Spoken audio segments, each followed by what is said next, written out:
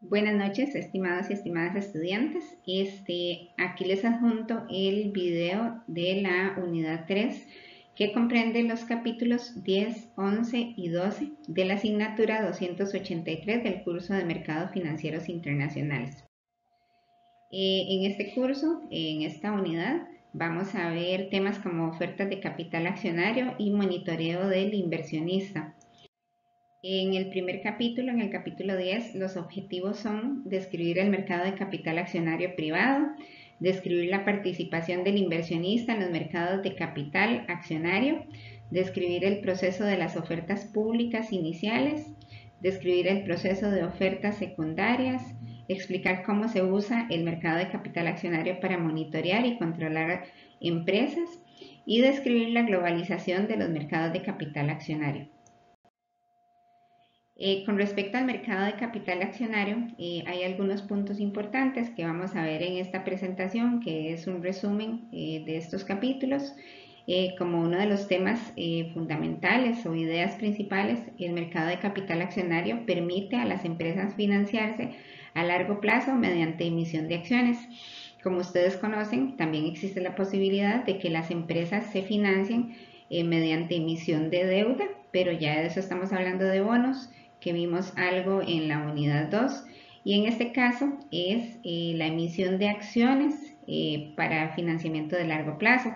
Los inversionistas se convierten en accionistas y pueden beneficiarse del crecimiento del valor de las acciones.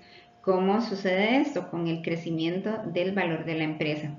Entonces, los accionistas, los inversionistas que invierten en este tipo de instrumentos, son accionistas y de ahí obtienen beneficios como parte dueños de la empresa. El mercado también facilita la compra y venta de acciones en mercados secundarios, donde los inversionistas intercambian sus participaciones. Toda emisión inicial se hace en un mercado primario y posteriormente se puede negociar en el mercado secundario, donde un inversionista que desea vender su participación sale y vende y pues hay demanda por parte de otro inversionista, entonces así se crea el mercado secundario en la parte accionaria. Las empresas públicas están sujetas a estrictos controles regulatorios que aseguran transparencia y protegen a los accionistas. En el caso de empresas públicas, como lo dice la frase, pues es más estricto todo el tema de información, controles, que en el caso de empresas privadas, que igual se solicita información relevante, pero en el caso de la empresa pública es todavía más delicado y con controles regulatorios más estrictos, como lo dice en la Filmina. El capital accionario privado. Las empresas privadas obtienen capital también a través de sus fundadores, de inversionistas cercanos, fondos privados, sin necesidad de hacer oferta pública. No se venden al público en general, son ofertas privadas. Las empresas más jóvenes se financian con deuda y reinversión de utilidades, como les decía eso, tanto las empresas más jóvenes o empresas ya que tienen muchos años de existir, ambas tienen la posibilidad de emitir deuda, pero las empresas que tienen más trayectoria son las que tienen más posibilidad de emitir capital accionario en forma de acciones. Implica menos regulaciones que el capital público, ¿verdad? Como lo vimos en la filmina anterior, la emisión de empresas o emisores que son públicos es mucho más estricta, más controlada, más regulada. En el caso de empresas privadas, capital accionario privado, pues la regulación es un poco menos estricta. No están obligadas a divulgar información financiera al público, lo que permite mayor privacidad, pero con acceso limitado al capital. Estas empresas son menos propensas a fluctuaciones de mercado al no estar en bolsa, pero tienen menos acceso a grandes fuentes de financiamiento.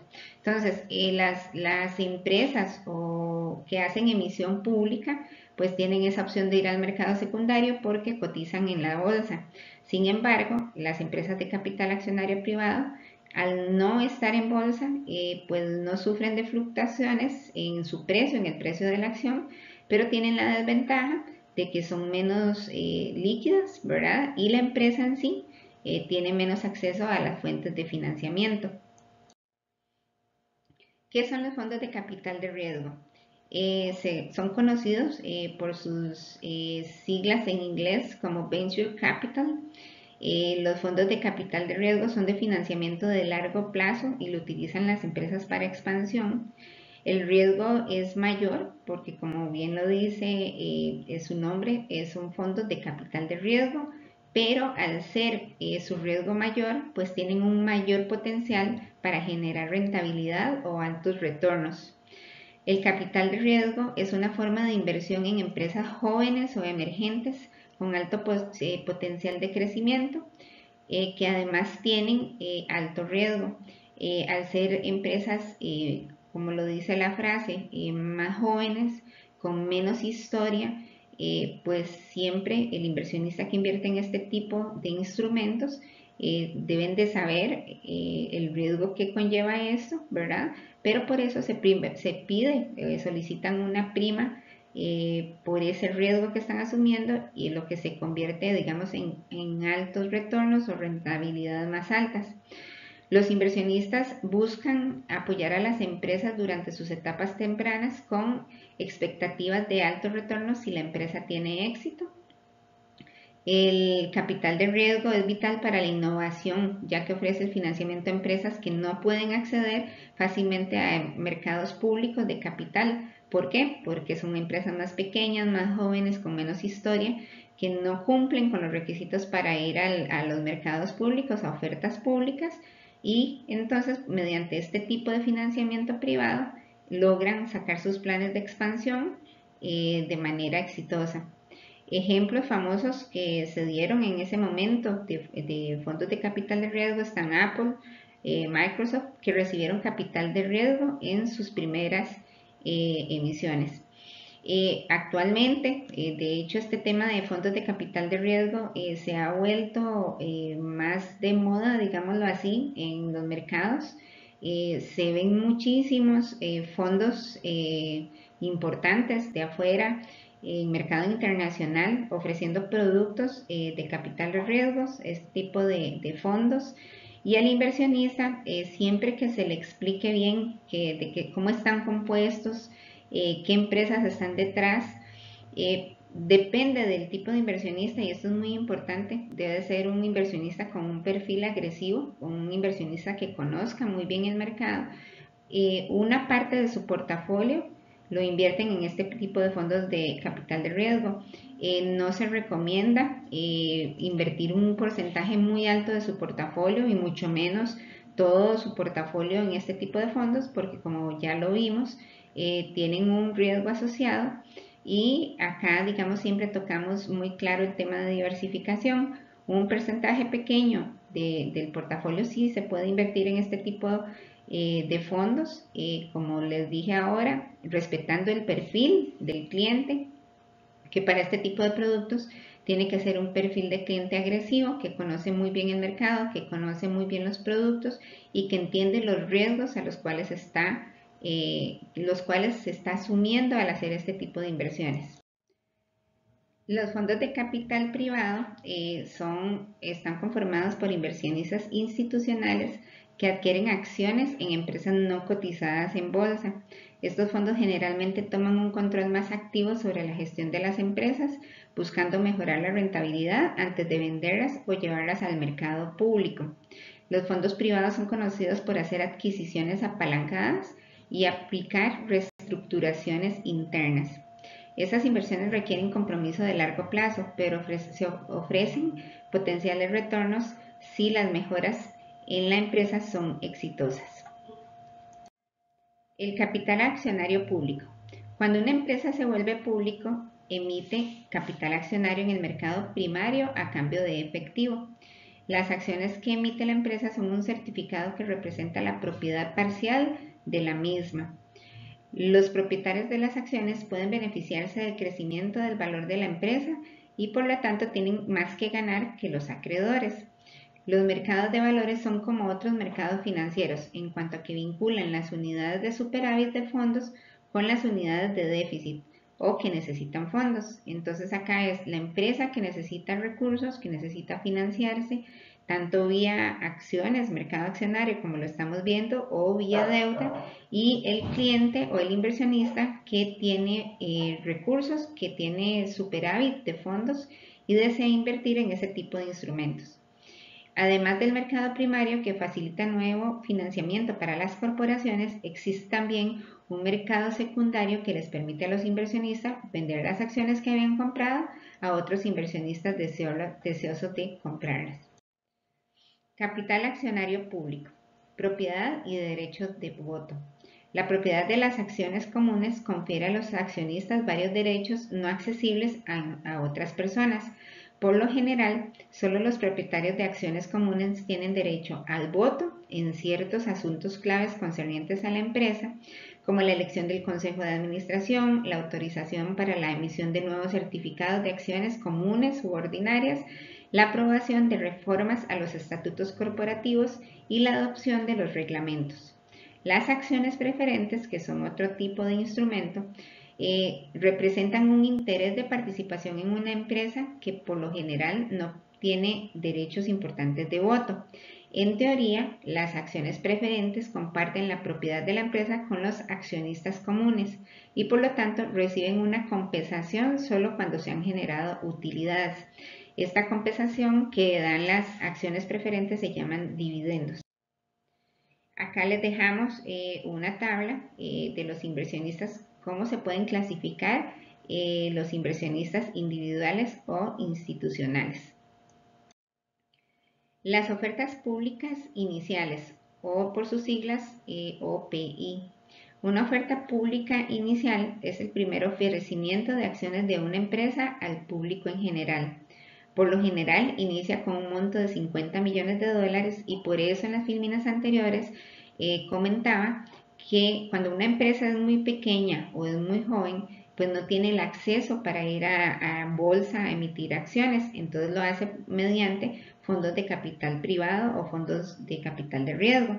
Pero cuando son empresas ya robustas, con muchos años de historia, con un historial de utilidades, donde hay información que puede ser pública, entonces tienen la opción de ir a emitir a bolsa, pero como pueden ver, el mínimo es de 50 millones de dólares.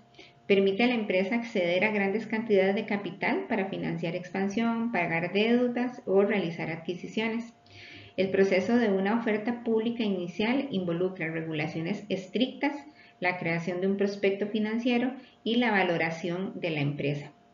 Ejemplos de ofertas públicas iniciales fueron de Google, de Facebook, que lograron captar miles de millones de dólares en sus respectivos lanzamientos.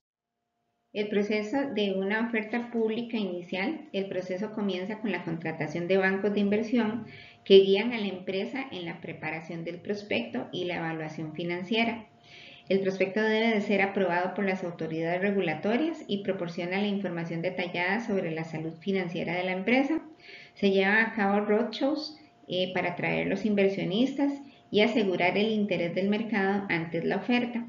El precio de las acciones se determina en base a las condiciones del mercado y el interés generado durante el roadshow. El roadshow es, visitas que hacen los emisores, los que desean hacer esta oferta pública inicial con sus bancos de inversión a los diferentes clientes potenciales, institucionales principalmente, que son los que compran montos muy importantes, por ejemplo los fondos de pensiones, fondos de inversión de mercado internacional. Entonces se hace esa visita, se muestra todo el detalle de la oferta que se va a hacer y de ahí se van generando las condiciones de cómo va a salir el precio de las acciones de acuerdo al interés que se genera en este proceso. Los rendimientos y el flipping. Alta volatilidad en los precios iniciales de las ofertas públicas. Las ofertas públicas iniciales suelen generar altos rendimientos iniciales, donde los precios de las acciones aumentan significativamente el primer día de la cotización. Los inversionistas de corto plazo aplican el flipping. ¿Qué quiere decir esto? El flipping es que venden inmediatamente las acciones que acaban de comprar para realizar ganancias rápidas, ganancias de capital rápidas. Entonces, participan en la oferta pública les quedan asignados un número de acciones y el que hace flipping sale inmediatamente a venderlas en el mercado secundario realizando la ganancia y no se dejan su posición en la cartera. Sin embargo, existe el riesgo de sobrevaloración, lo que puede llevar a correcciones posteriores en los precios de las acciones. Entonces, cuando el inversionista quiere hacer flipping, pero más bien el precio de la acción en vez de subir baja, porque puede pasar, porque puede depender de las condiciones del mercado y como dice en el texto, si hay sobrevaloración en las acciones, pues en vez de generar una ganancia, generarían una pérdida. El desempeño de las ofertas públicas iniciales puede ser volátil, pero también ofrecen oportunidades significativas para los inversionistas estratégicos. Recompras de acciones. Otro tema que viene en el capítulo es el tema de las recompras de acciones. Las recompras de acciones ocurren cuando una empresa decide comprar de vuelta sus propias acciones del mercado, lo que reduce la cantidad de acciones disponibles o en circulación. Las recompras son vistas como una señal de que la empresa considera que sus acciones están subvaloradas. También pueden mejorar los ratios de financieros al incrementar el valor por acción, ya que también disminuye la oferta de acciones en el mercado. Sin embargo, algunas críticas apuntan que las recompras desvían fondos que podrían usarse para inversiones de crecimiento. Monitoreo de empresas cotizadas. Los mercados de capital accionario permiten a los inversionistas monitorear el desempeño de las empresas públicas de forma transparente y regular. Los informes financieros trimestrales y anuales proporcionan información sobre el estado financiero y las estrategias de la empresa. Los inversionistas activistas influyen en la dirección de la empresa, presionando para cambios en la gestión o en la estrategia. El monitoreo constante garantiza que las empresas mantengan estándares altos de eficiencia y de buen gobierno corporativo. La globalización de los mercados de capital. Las empresas, en busca de mayor liquidez y exposición internacional, emiten acciones en mercados de capitales extranjeros. Esto ha permitido un crecimiento en los mercados bursátiles internacionales y ha facilitado el acceso a capitales en mercados emergentes. La globalización también implica mayores riesgos para las empresas, como cambios en regulaciones extranjeras o fluctuaciones en las divisas. Los inversionistas también pueden diversificar sus portafolios con acciones de empresas extranjeras, habiendo más oportunidades de inversión. Conclusiones del capítulo 10. Los mercados de capital accionario son cruciales para el crecimiento de las empresas, ofreciendo acceso a financiamiento de largo plazo. Las ofertas públicas iniciales permiten que las empresas se expandan y diversifiquen su base de inversionistas, aunque también conllevan riesgos de volatilidad, como lo pudimos ver en las filminas anteriores. La transparencia y el monitoreo por parte de los inversionistas mejoran la eficiencia y la gobernanza de las empresas. La globalización de los mercados de capital ofrece tanto nuevas oportunidades como desafíos regulatorios y financieros para empresas e inversionistas. El siguiente capítulo es el capítulo 11, Valuación y riesgo de las acciones. Los objetivos de este capítulo son explicar los métodos de evaluación de las acciones, presentar distintas técnicas como el método de precio-utilidad, el modelo de descuento de dividendo y el modelo de flujo de efectivo libre utilizados por los inversionistas para evaluar las acciones. Determinar la tasa de rendimiento requerida, cómo se calcula la tasa de rendimiento esperada por los inversionistas considerando factores como el riesgo y la tasa libre de riesgo. Identificar los factores que afectan el precio de las acciones, describir cómo las condiciones económicas, los factores específicos de la empresa y los factores del mercado afectan los precios, medir el riesgo accionario, explicar las distintas formas de riesgo como la volatilidad, el riesgo sistemático y cómo se pueden cuantificar para evaluar una inversión. Métodos de evaluación de acciones. El análisis fundamental. El análisis fundamental se enfoca en las características financieras fundamentales de una empresa, como las utilidades, el crecimiento proyectado y los estados financieros. Se utiliza para identificar las acciones subvaluadas o sobrevaluadas. Método precio-utilidad. Comparación del precio de una acción con las utilidades esperadas. Se calcula mediante la razón de media de precio-utilidad de la industria y es utilizada como una métrica rápida para determinar si una acción está sobrevalorada o subvalorada. Modelo de descuento de dividendos. Calcula el valor de una acción en función de los dividendos futuros que se espera pagar, descontados a su valor presente. Es útil para empresas que pagan dividendos regulares. Modelo de flujo de efectivo libre. Se centra en el flujo de efectivo neto que una empresa puede generar después de cumplir con sus obligaciones financieras y se utiliza para valorar empresas que no distribuyen dividendos. El método precio-utilidad. Acá vamos a ver más en detalle cada método de valoración de empresas. Evalúa una acción usando la razón precio-utilidad. Se calcula multiplicando las utilidades por acción esperadas para el próximo año por la razón precio-utilidad de la industria en la que la empresa opera. Basado en utilidades futuras, este método asume que las utilidades proyectadas del próximo año son un buen indicador del valor futuro de la empresa. Diferencias en pronósticos. Los inversionistas pueden usar diferentes expectativas de utilidades o incluir diferentes competidores en la comparación, lo que genera variaciones en las valuaciones. Limitaciones. Si se cometen errores en los pronósticos de utilidades o en la elección de la razón precio-utilidad, el resultado puede ser una evaluación imprecisa. Además, la razón precio-utilidad varía con el tiempo. El otro método o modelo es el de descuento de dividendos, valor presente de dividendos futuros. Según este modelo, el precio de una acción refleja el valor presente de todos los dividendos que se espera que la empresa pague en el futuro. La fórmula básica es VP, pero el valor presente es el dividendo, que es el dividendo constante por acción, y K es la tasa de rendimiento requerida por los inversionistas. Crecimiento constante. Si se espera que los dividendos crezcan a una tasa constante cada año, se puede aplicar el modelo de crecimiento constante de dividendos. Acá está la fórmula. El valor presente es igual entre el dividendo entre el crecimiento por acción y se toma en cuenta también la tasa de crecimiento de los dividendos. Limitaciones. Este modelo depende en gran medida de los pronósticos de dividendos futuros y de la tasa de crecimiento, lo que puede resultar en valuaciones imprecisas si se usan estimaciones incorrectas. El modelo de flujo de efectivo libre es el valor presente de los flujos de efectivo. Este modelo se utiliza para evaluar empresas que no pagan dividendos regulares. Se enfoca en el flujo de efectivo libre de una empresa que se genera después de cumplir con sus obligaciones financieras.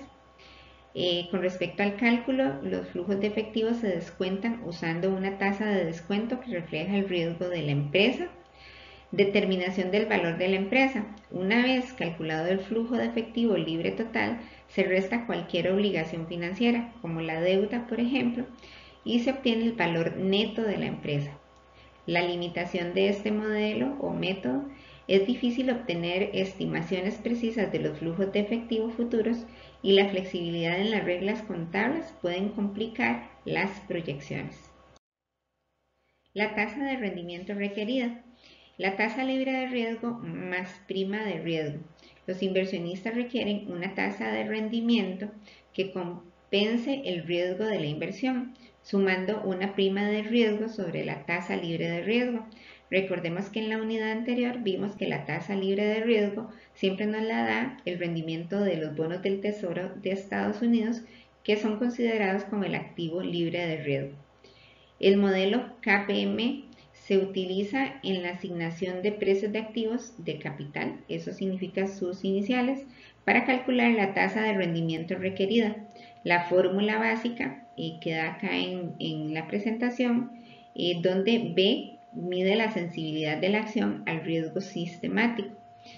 Beta, la beta es un coeficiente que indica cuán sensible es una acción a los movimientos generales del mercado. Un beta mayor a 1 indica una mayor volatilidad que el mercado. O sea, que la acción es más volátil, quiere decir que implica mayor riesgo que el resto del mercado. Influencia del riesgo, acciones con un beta más alta requerirán una tasa de rendimiento mayor para compensar el riesgo adicional. Factores que afectan el precio de las acciones. ¿Cuáles factores afectan el precio de las acciones? Algunos de ellos, porque no son todos, se mencionan en esta filmina: factores económicos, factores del mercado, factores específicos de la empresa y el tipo de cambio. Con respecto a los factores económicos, el crecimiento económico, las tasas de interés y las políticas fiscales afectan el flujo de efectivo futuro de una empresa y por lo tanto su valuación.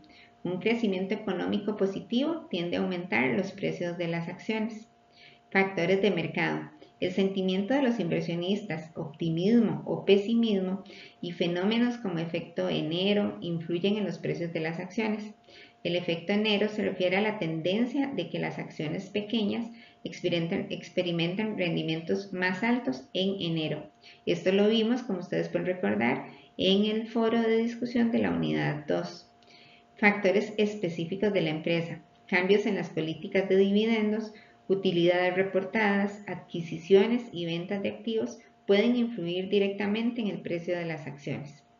Y el tipo de cambio, un dólar fuerte o débil afecta el desempeño de las empresas exportadoras e importadoras, lo que impacta en el valor de sus acciones. Medición del riesgo accionario. Algunas de las herramientas utilizadas para medir el riesgo en la parte accionaria son las que vamos a mencionar acá en esta filmina. Digo algunas porque existen cada vez más metodologías para valorar el riesgo accionario, pero digamos de las más utilizadas o conocidas son las que vemos acá en la filmina. La volatilidad mide la incertidumbre sobre los rendimientos futuros de una acción. Una alta volatilidad implica un mayor riesgo. El beta mide el riesgo sistemático, es decir, el riesgo que no se puede eliminar mediante diversificación. Indica cómo una acción reacciona ante movimientos generales del mercado. Valor en riesgo, por sus siglas es el VAR, estima la pérdida máxima esperada de una acción en un horizonte temporal dado y para un nivel específico de confianza. Y pronóstico de volatilidad, se pueden usar datos históricos, patrones de volatilidad y análisis de regresión para prever la volatilidad futura de una acción. Con respecto a la volatilidad y el beta, un beta alta, un beta mayor a 1, indica que la acción es más volátil que el mercado. Inversionistas requieren mayor rendimiento para compensar este riesgo adicional. Relación entre el beta y la volatilidad. Las acciones con betas altas suelen ser más volátiles y más sensibles a cambios en el mercado. Beta de un portafolio.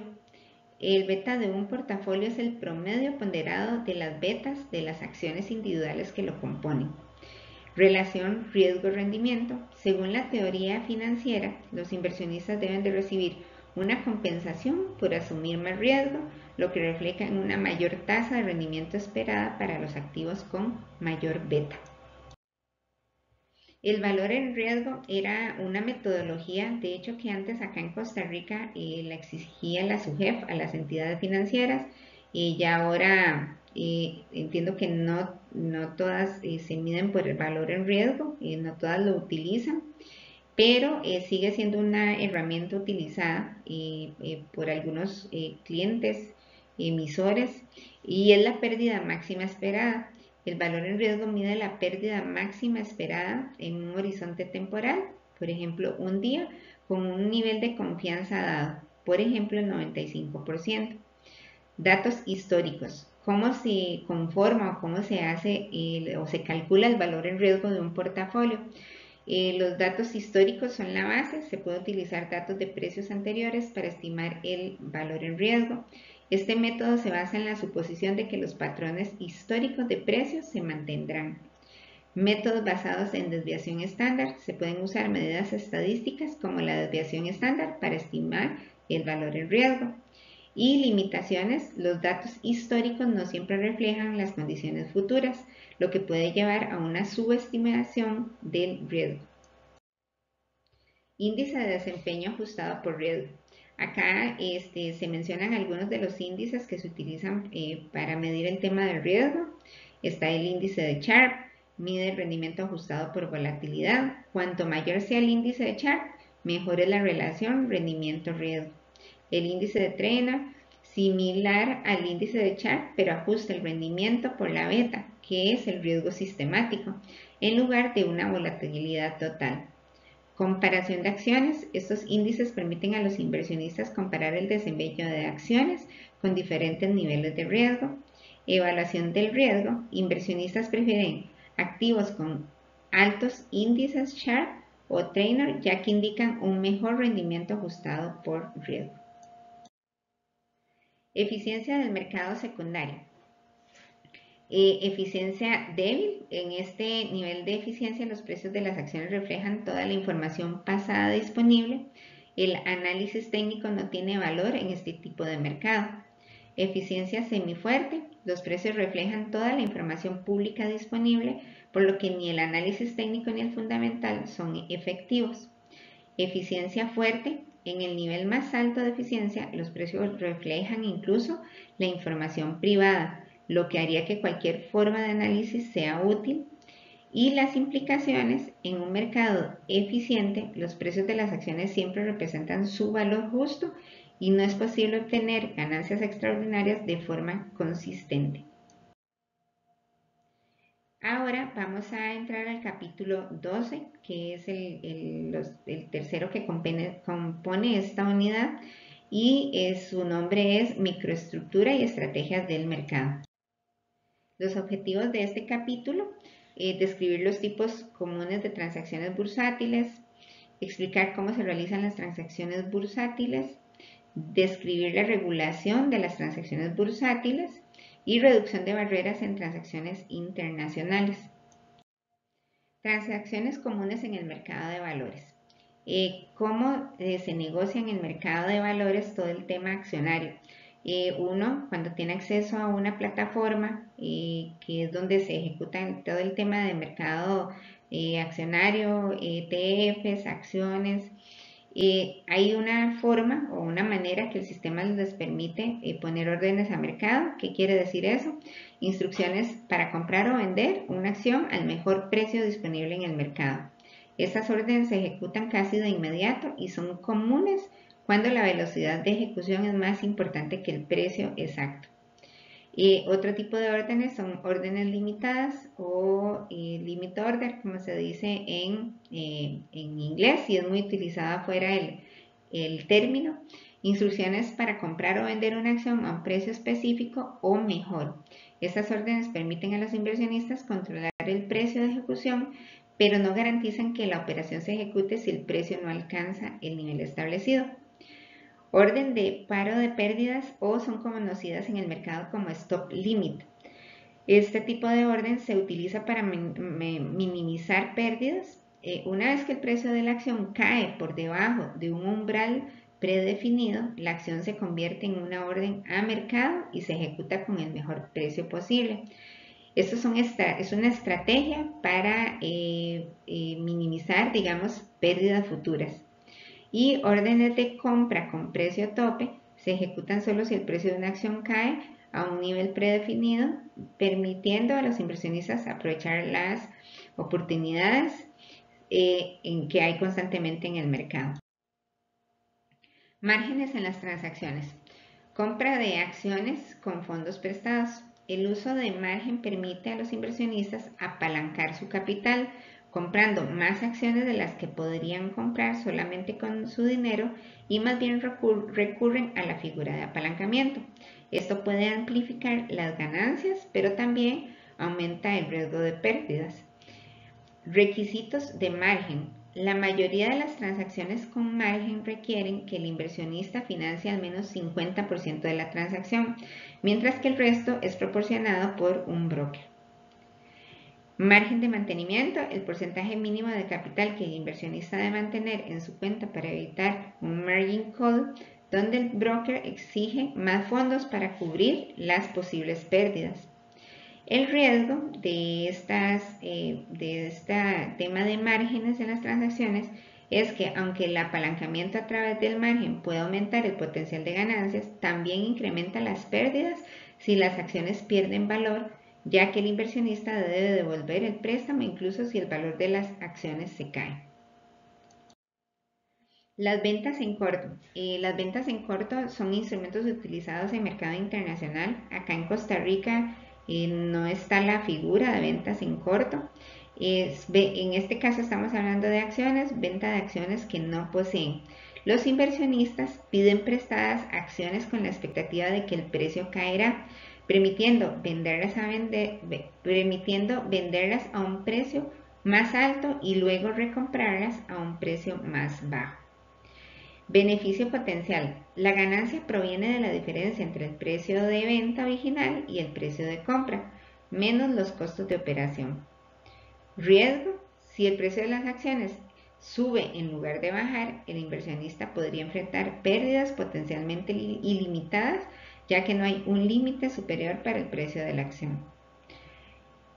Regulación. Las ventas en corto están reguladas en muchos países para evitar manipulaciones de mercado y evitar crisis de ventas en corto que pueden desestabilizar el precio de una acción.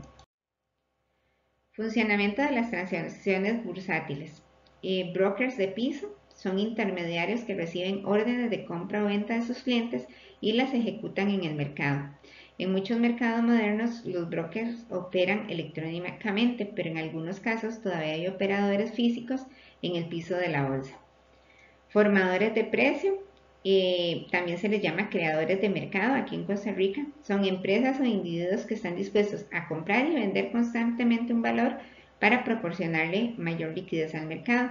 Mantienen inventarios de acciones y ganan dinero con el spread, la diferencia entre el precio de compra y el precio de venta. El spread es la diferencia entre el precio de compra bid y el precio de venta, que se le dice ask, que representa el costo de transacción para los inversionistas y la ganancia para el formador de mercado. Mercado electrónico. Hoy en día, gran parte de las transacciones bursátiles se realizan a través de plataformas electrónicas, lo que permite una ejecución más rápida y eficiente de las órdenes. Efecto del spread en los costos. Está el spread como costo oculto, spread sin liquidez, costos de inventario y procesamiento y tecnología y competencia. Con respecto al spread como costo oculto, aunque los inversionistas no siempre lo perciben, el spread es un costo adicional en la compra o venta de las acciones. Un spread más alto significa un mayor costo para el inversionista. Spreads y liquidez. En acciones más líquidas como las de las grandes empresas, el spread tiende a ser más bajo debido a la alta demanda. En el caso de acciones menos líquidas, los spreads suelen ser mayores porque hay menos compradores y vendedores. Costos de inventario y procesamiento. Los formadores de mercado enfrentan costos al mantener el inventario en acciones y procesar órdenes, lo que justifica la existencia del spread. Tecnología y competencia. Con el avance de la tecnología, la mayor competencia entre intermediarios, los spreads han disminuido considerablemente en los últimos años, beneficiando a los inversionistas. Mercados paralelos. Están en los mercados privados para inversionistas institucionales. Son plataformas donde las grandes instituciones pueden comprar y vender acciones sin afectar los precios de los mercados públicos. Esas transacciones son más discretas y se utiliza para manejar grandes volúmenes. Privacidad en las transacciones. Los inversionistas institucionales prefieren mercados paralelos para ejecutar grandes órdenes sin que el mercado reaccione a sus movimientos. Menos 40%, el 40% de las transacciones, una porción significativa de las transacciones en los mercados bursátiles ahora ocurre fuera de las bolsas tradicionales, en plataformas paralelas o mercados oscuros. Riesgos. La falta de transparencia en estos mercados puede llevar a una menor información disponible para los inversionistas comunes y una mayor fragmentación de la liquidez. Programas de operación. Operaciones programadas, seguro del portafolio, estrategias basadas en índices como el S&P y el impacto en la volatilidad. Regulación del mercado bursátil, protección al inversionista. Las leyes y regulaciones buscan garantizar que los inversionistas reciban información completa justo antes de tomar decisiones de inversión. Las leyes de valores de 1933 y 1934 son fundamentales para garantizar la transparencia. La SEC, que es la Comisión de Bolsa y Valores, SEC por sus letras en inglés, es la principal autoridad de regulación en Estados Unidos que supervisa los mercados para prevenir el fraude, garantizar la divulgación adecuada de la información y mantener la integridad del mercado. El NYSE es el New York Stock Exchange, es responsable de monitorear y asegurar la transparencia de las transacciones que se llevan a cabo en su bolsa, por lo que ayuda a prevenir manipulaciones y fraudes. Sanciones. Los reguladores pueden imponer multas y sanciones a las empresas o individuos que incumplan con las regulaciones establecidas, garantizando así la protección de los inversionistas. Barreras transaccionales internacionales. Reducción de costos. Las tecnologías avanzadas han reducido drásticamente los costos para realizar transacciones internacionales. Plataformas globales permiten que los inversionistas de todo el mundo accedan a los mercados fácilmente. Acceso a información. Acceso a la información. Internet ha permitido a los inversionistas acceder a la información financiera sobre empresas en todo el mundo, lo que reduce los costos de información y mejora transparencia en los mercados internacionales. Riesgo cambiario. Las fluctuaciones en el tipo de cambio pueden aumentar el riesgo de las inversiones internacionales. Este riesgo es especialmente alto en mercados emergentes, donde la volatilidad de las monedas es mayor. Y mayor integración. Mercados como Europa se han beneficiado con la integración del euro, lo que ha eliminado el riesgo cambiario dentro de la eurozona y ha facilitado las transacciones transfronterizas. Conclusiones. Reducción de costos y eficiencia. La tecnología ha transformado el mercado de valores, reduciendo costos y mejorando la eficiencia de la ejecución de transacciones, beneficiando a los inversionistas. Importancia de la regulación. A pesar de los avances tecnológicos, la regulación sigue siendo crucial para proteger a los inversionistas de malas prácticas y garantizar la equidad de los mercados. Riesgos en las ventas en corto y márgenes. Aunque estas herramientas permiten a los inversionistas obtener grandes beneficios, también conllevan riesgos significativos que deben de ser gestionados adecuadamente. Y globalización e inversión internacional. La globalización ha eliminado mucho las barreras transaccionales internacionales, abriendo nuevas oportunidades para los inversionistas globales. Acá entonces terminamos el video de la unidad 3 y cualquier consulta estoy a su disposición. Muchas gracias.